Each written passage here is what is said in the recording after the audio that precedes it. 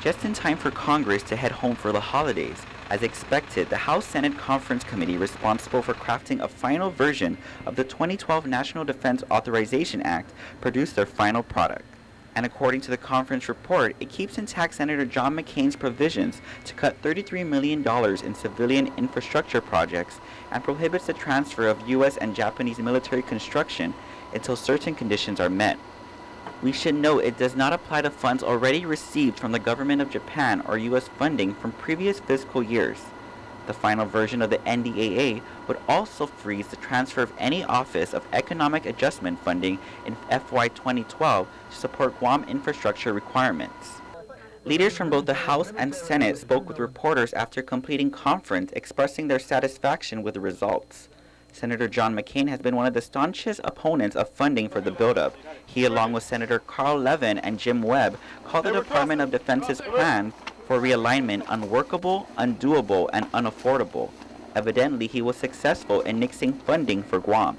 McCain, along with House Armed Services Ranking Member Adam Smith, answered questions from reporters regarding the Guam realignment. Yeah, we're still waiting for the administration to sort of decide what Guam realignment's going to be. I mean, this was an area of disagreement. There was some funding for Guam that I supported, but was outvoted. And the argument for that, and Senator McCain certainly makes better than I, is that they're making changes in their plans in the Pacific. They've not finalized the Okinawa move, and it would be easier for our committee to make these sorts of decisions if we knew exactly what the realignment plan was in the Pacific. The Pentagon agrees with us that we should put a pause on this whole realignment issue and get a study as soon as possible and an assessment of how this realignment can work and how in a most efficient fashion.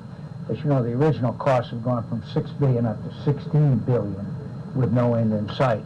So we're trying to get, and again, Secretary Panetta agrees, an entire reassessment before we move forward with any additional projects, although there were a couple of projects in Guam that didn't have anything to do with realignment that were approved. So that's the thing I want to point out. I mean, whatever realignment is, Guam is a critical part of our national security strategy in Asia. And wherever realignment comes down, I don't want to see Guam hurt by that uncertainty. We have to, whatever we decide to do with the bases there, it has to be funded and supported like any base that we have in the country. So I hope we can resolve that, and then Guam can get a clearer picture of what support they're going to get.